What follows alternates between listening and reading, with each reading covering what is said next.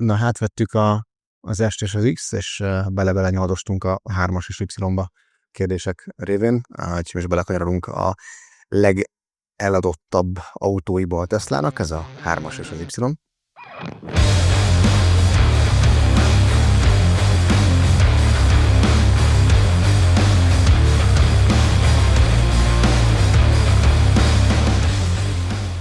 Amiről azt kell mondani, hogy egyébként 2019-ben 20-ban a legeladottabb elektromos autója volt a világon a Tesla Model 3. És emellé meg kell jegyezni azt is, hogy Tesla Model 3-as a világ legbiztonságosabb elektromos autója is. Ezt akartam pont kérdezni. Hogy sokan megkérdezik azt, hogy nyilván az alkatrészek miatt mennyire biztonságos a Tesla, például egy ütközés során, vagy...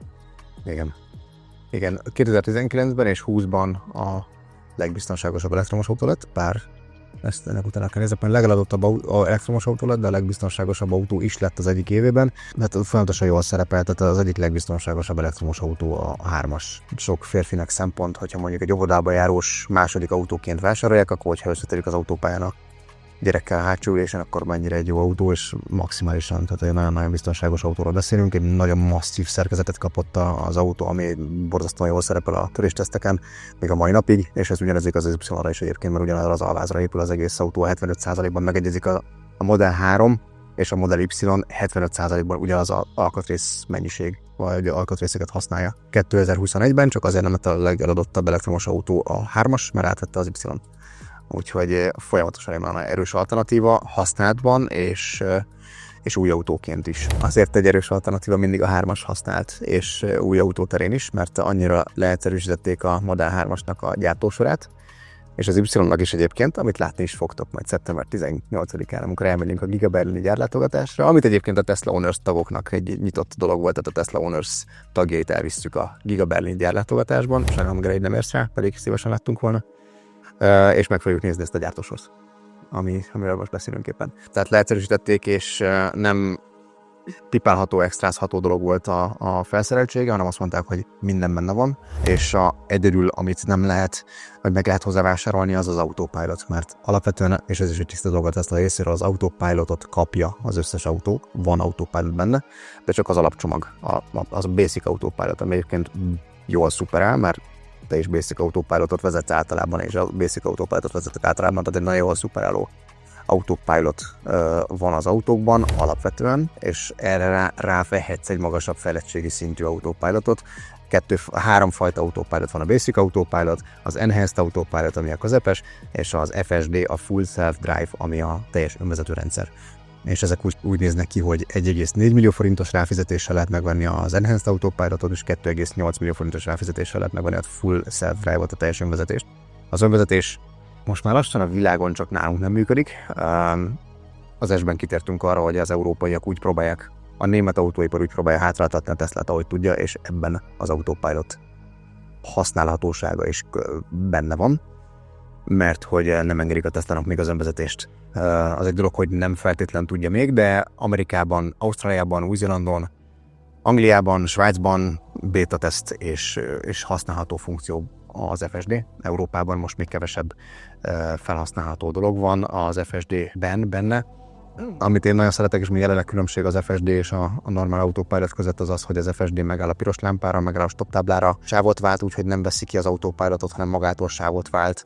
Régen lehajtott és felhajtott az autópályára, úgyhogy magától váltotta a sávokat. Ezt a németek önvezetésnek minősítették és kivették, tehát visszabutították, de jelenleg nincs akkora egetverő különbség az FSD és a Basic Autopilot között. Enhanced Autopilot és az FSD tud önparkolást is, illetve summon funkciót is. Tehát tegyük fel, hogy hazasan parkolóba hátul állsz, és lusta vagy, akkor oda tudod magadhoz hívni. Ez még elég nem zökkenőmentesen működik, de ez a summon része, ez majd, hogyha az önvezetések kicsit felülik, akkor oda fogod tudni magadhoz hívni a bevásárlóközpontba. Ez van rengeteg videó Amerikában erről, és egész jól működik, illetve amit még fontos tudni, hogy attól függetlenül, hogy Basic Autopilot van az autóban, a hardware az képes az FSD-re, tehát az összes autó FSD képes komputerrel van szerelve, ami azt jelenti, hogy másodpercenként 2060 képkockát dolgoz föl.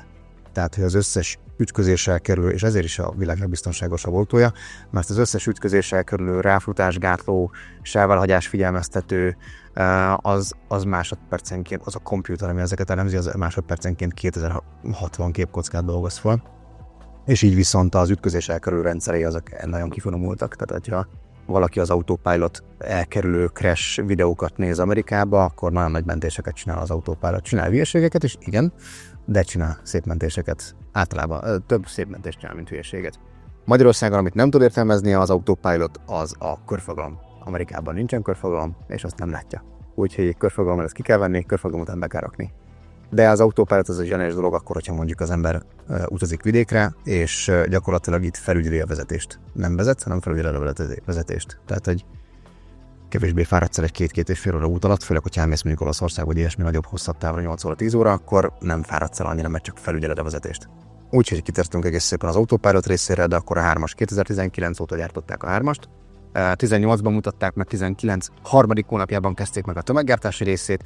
Előzetesen az S-ben mondtam már ezt a mondatot, no parts is the best parts, és azt is németesen mondtam, és akkor elmondtam megint angolul, hogy no parts is the best parts, tehát nincs alkatrész a legjobb alkatrész. Elon Musknak a híres mondata a Model 3-as és az Y-nal kapcsolatban: minimalista lett, letisztult lett, ezáltal megbízható lett, mert nincs agyon extrázva, amim elromolhat, nincs nagyon sok meghibásodási lehetősége. A kilincs nem elektromos, kibejövős, a rendszerek benne, a kijelzők benne az letisztult, egyszerű, kevesebb alkatrészt használnak, ezáltal könnyű lett az autó, ezáltal kisebb akkumulátor szükséges a nagy hatótáv eléréséhez, ezáltal olcsó is lett. Relatív olcsó, nyilván mi az olcsó, mi a nem olcsó, de a vetétársakhoz képest jó áron adják a Tesla Model 3-asokat, és nagyon jó áron vannak a használtak. Tehát gyakorlatilag Nissan Leaf, elektromos Golf, i3-as BMW, ilyesmi árkategóriában van a Tesla Model 3-as, és ezért van egy hatalmas kereslete a Model 3-asoknak, mert nyilván akkor már egy Teslát vesz az ember, hogyha abba az árkategóriába azt is lehet kapni. Nagy a hatótáv, ami egyébként a kisebb akkumulátoros változatában egy ilyen 300 km-ről beszélünk, a nagyobb akkumulátoros változatokban long range és performance 400-500 km hatótávról beszélünk. Ha megyünk vissza az újakhoz, akkor már bőven 500, megközelítődik 600 km, és egyébként a Juniper Highland Model 3-as long range az meg 600 km fölött teljesít. Úgyhogy ezek már igazából abban a lóerőben már benzines hatótávnak minősülnek, mert ezek is még egy ilyen 400-500 lóerős autók, vagy még 300 lóerős autó leggyengébb változat a long range-ből. Model 3-as esetében egyébként, amit én szeretnék a nézőközönségnek leszögezni, egy nagyon gyakori kérdés, és hit vagy urban legend, Model 3-asoknak rossz a futóműve. Model 3-asokról azt kell tudni egyébként unblock a Teslákról, nincsen kötelező szervize az autóknak. Tehát nem viszed el évente állapot felmérni, egyébként el kéne, mert minden autót el kéne vinni állapot felmérni, hogy tudjad, hogy milyen helyzet vele. Polenszűrőt cserélni, megnézni a fékeket, stb. El kéne vinni. Én az én autóimat mindig elviszem évente egyszer átnézettetni, hogy tudjam, hogy mi van vele, mit kell rákölteni. De a Tesláknak nincsen kötelező szervize. Így megveszi George Németországban, használja 4 évig, majd elpasszolja 4 év 100 000 kilométerrel. Nem költött rá semmit, mert ha volt valami, akkor garanciában cserélték neki 4 év 80 000 kilométeren belül, de amit nem cseréltek, az fogja és elpasszolja Kelet-Európába. Mi meleg szívvel átvesszük, megveszi Kispista az autót 100 000 kilométerrel, és meglepődik, hogy lengőkarcserével kell kezdenie. Minden autóban kell 50-100 000 kilométerente lengőkart cserélni, és ezért ez terjedt el a Teslákról, hogy gyenge a futóműve, mert használtan lengőkart kell benne cserélni. Nem mondhatom azt, hogy nem gyengébb a Tesla futóműve, mondjuk egy MRC, de nem olyan rossz a helyzet, mint amennyire a fórumokon be van állítva, illetve lengőkar darabonként 50 000 forint, úgyhogy nem vág senkit padlóhoz egy 10 millió forint értékű autónál, hogy ha ki kell cserélni 2 lengőkart. Egyébként nagyjából ennyi, amit kell a Tesla Model 3-ra költeni. Szilent, lengőkar, GSM, ilyesmik. A szilentek ki tudnak még szakadni, meg tudnak repedezni, mert nagy nyomaték az autó. Egy 1,6 tonnára, 1,7 tonnára kapsz egy 400-500 lóerőt, az megrepeszti a szilentet, de szilentet megint lehet úgy orvosolni, hogy akkor szilentet cserélnek benne 20 000 forintért. Egyrészt élmény vezetni, jó autó, másrészt egy Excel táblázat alapján nagyon megérős autó. Sok a garancia rajta, új az autó, nem kerül bele típusbetegség, nagyon olcsó a fenntartása, amellett, hogy egyébként nem kell rákölteni, és mellette pedig a performance egy ilyen nagyon nagy élmény átfogó autó, amit én úgy hívok, hogy az elektromos autó Porsche 911-je, tehát a Model 3 performance az egy hihetetlen élmény. Azért is, mert 1,7 tonna, de 500 lóerő, úgyhogy az a nehéz akkumulátor jól lecuppantja a földre, nagyon stabilan lehet vezetni, és bár az S a top a Nürburgringen, a 3-as nagyon közel van hozzá, de a 3-as 2,5-szer kevesebbe kerül. A 3-as, és megközelíti az S-nek a teljesítményét. Figyelnek arra, hogy ne haladja túl, mert akkor nem lenne meg az ugrás a kettő között, de nagyon, nagyon kezes bárány a 3-as így vezetni is. És a 3-as azért mondom, hogy egy nagyon jó átfogó autó, mert a 3-as egy megbízható autó, egyébként egy szedán méretében kisebbnek látszik, mint amekkora, alapvetően egy nagyon élhető autó a család számára is, viszont hogyha az ember szeretne vele driftelni és pályázni, akkor ez egy teljes értékű autó. Átfogó autó azt is tudja csinálni, mert van track módja, a track módban te be tudod állítani a versenybeállításokat, meg tudod neki azt mondani, hogy csak hátsó kerékkel hajtson, és ne legyen stabilizátor program benne, és amikor a mi driftelős videóinkat nézitek, az a track módnak a drift presettje, amikor driftelünk velük, vagy mondjuk amikor elmegyünk valami ringre és pályázunk vele, akkor az a rész presettje, de ezt te is tudod szabályozni, hogy éppen hogy szeretnél és mint szeretnél. Úgyhogy van egy olyan autód, ami megbízható, jó hatótávval rendelkezik, nagyon gyorsan tölt, jó a garanciája, és tudsz vele állatkodni, ha szeretnél. Nem kell külön autót, egy külön Mazda MX-5-öst fenntartani arra, hogy te elmenjél a Balatonringre pályanapozni, hanem a saját autóddal, hogyha bírod gumikkal, akkor tudsz vele állatkodni. Igazából minden kérdésem meg lett válaszolva, és szerintem ez az egy idézetéttel való monológ az elmondta eszenciában, hogy mi a Model 3. Nyilván itt a töltés a kérdés, és ez nem feltétlenül csak a 3-asra, hanem alapból az elektromos autózásra. És akkor szeretném elmondani, hogy én amúgy voltam most Horvátországban 4 napot egy Model 3 Standard Range-en, ami 2019-es volt, ami azt jelenti, hogy nagyjából a kiírt hatótáv az ilyen 330 km volt, és oda lementünk a félszigethez, és 2-ször kellett megállnom, viszont ez a 2 töltés, ez pont tökéletes volt arra, hogy én is egy kicsit regenerálódjak, és nem telt szerintem több mint fél órával ez a 2 megállás, addig pont elmentem egyet mosdóba, megittem egy kávét, kicsit kiráztam magam, és utána mentem tovább, szóval nekem ezzel a 330 km-es Tesla Model 3-assal is iszonyú nagy élmény volt, és egyáltalán nem esett nehezemre leautózni, és most már nagyon jól ki vannak építve amúgy a superchargerek is, szóval nem az van, hogy nekem le kellett térnem valahova, és teljes nagy kitérőt tennem, hanem olyan helyeken vannak már ezek a töltőpontok, amik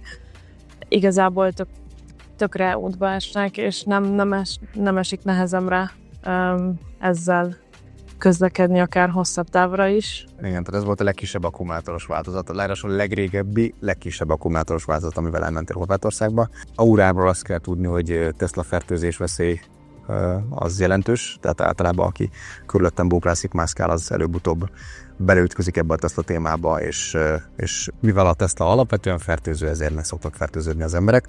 Körülöttem lévő emberek, akik most itt vannak, az a rengeteg több száz ember, aki most itt van ebbe a szobába, ők is általán már ültek, mentek, pályánapoztunk, drifteltünk, és a többi együtt, és mindenkit meglep alapvetően, mert van a belső övés autók fele egy pici negativizmus mindenki irányából, aki nem ismeri, de mindenkinek mondom, mikor beül az autóba, hogy vigyázzon, mert minél többet óklászik körülötte, minél többet ül benne, minél többet vezeti, annál jobban akarni, hogy fog majd egy ilyet. És Zsófi is egy pár hónapja van benne, most vagy jó pár hónapja benne vagy ebbe az egész Teslázásba. Máté most kezd és pozitív élményeket halmozza már a többedik napján. Logikusan össze van rakva, hogy hol vannak a superchargerek, bármerre indulsz 200 km-enként van supercharger. Nagyon gyors a töltési sebessége a Tesláknak, és gyakorlatilag amikor én utazok, elmegyek mondjuk a Bleditóhoz, akkor még elmegyek Görben tölteni, és egyébként jól mondtad, hogy mindig autópályán mellett, vagy bevásárlóközpont mellett, vagy étterem mellett, vagy benzinkút mellett van, ahol el tudsz tölteni valami időt, tudsz enni egy hotdogot, tudsz enni valami normálisat, vagy el tudsz menni vásárolni, vagy ilyesmi. És mire elmegyek, elvégzem a dolgomat a mosdón, kijövök, kikérem a kávémat, a kávé a kezemben van, még nem ittam meg, már szól az autó, hogy 5 perc múlva mehetek tovább. Tehát, hogy abszolút nem kompromisszum megállni egy 20 percre, fél órára tölteni egyet. Addig intézed a dolgot, az én úgy vagyok, úgyis 200-250 km van tervezett, nekem egyébként fölösleges 500 km a hatótáv, de mindenki a hatótáv parával jaj, mi van, hogyha most már tudnak 500 km-t azok az autók, akkor neki egy long range kell vásárolnia.